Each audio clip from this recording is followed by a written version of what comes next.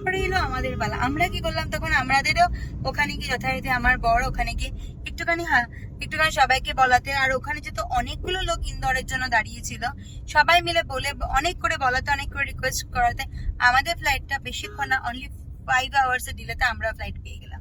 কিন্তু তারপরে মেন ধামাকা ছিল এখনই।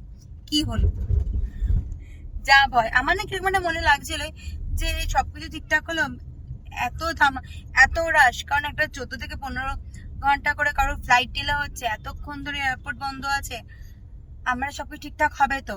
ঠিক যেরকম যখন মনটা যখন ভয় পায়, তখন কিছু একটা কারণের জন্য তো মনটা ভয় পায় না। তো সেটাই হলো কি, আমাদের যে ইন্দোরে এসে যখন আমরা সবাই দাঁড়িয়েছি বেল্টের কাছে আমাদের সামান নেওয়ার জন্য, আমাদের ব্যাগ দিল্লি থেকে ইন্দোরের জন্য আসেইনি।